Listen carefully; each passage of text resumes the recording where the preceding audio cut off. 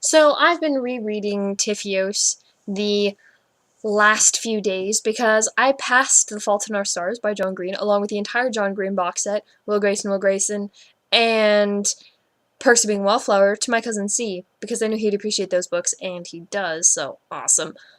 But one of the things that really got to me in this rereading was the fact that, in a lot of ways, one of the things that Hazel says about her parents has actually always been something that I've always thought about. Maybe it's something that, as an only child, is something that only children would think about, because we don't have siblings, and if it's just you and your parents, then it's just you and your parents, and if something goes missing, you'll probably notice it.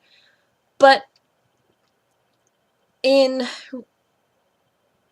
The Fault in Our Stars, Hazel is constantly very, very concerned about what will happen to her parents when she passes away. And that's something that I've always worried about. Ever since I was a little kid, I have always worried about what my mom's life would be like if I passed away. And even I've always thought, what would my life be like if she passed away? And this has always been something that's plaguing my mind, because even when it's not something that I'm thinking about, all the time, it's still there, nagging at the back of my headspace.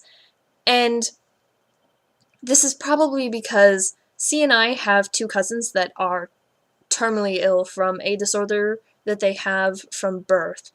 And so it is sad to think that within the next couple of years, or 5 or 10, that neither of them will be at family functions. We won't be able to give them Christmas gifts, or share laughs, or watch one of them win Uno 12 times in a row, which has happened, and it's frustrating.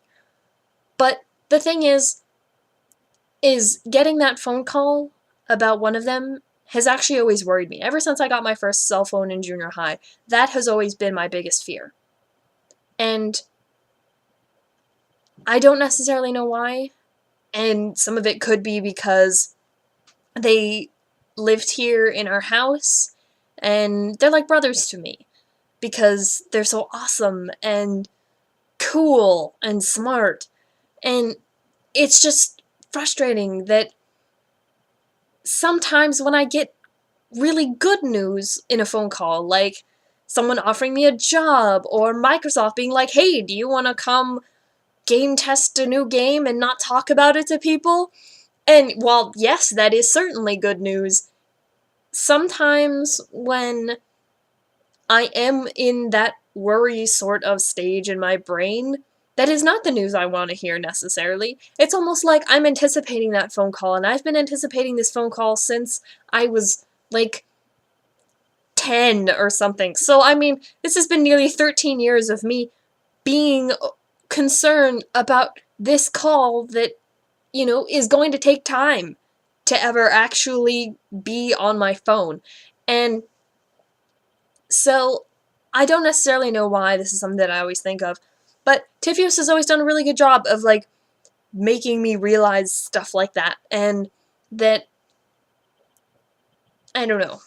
I don't really know what I was getting at, but just the fact that this is something that has always plagued me and worried me, and that I always fear getting phone calls while I'm at work. That's why I don't like talking on the phone, even if it's good news.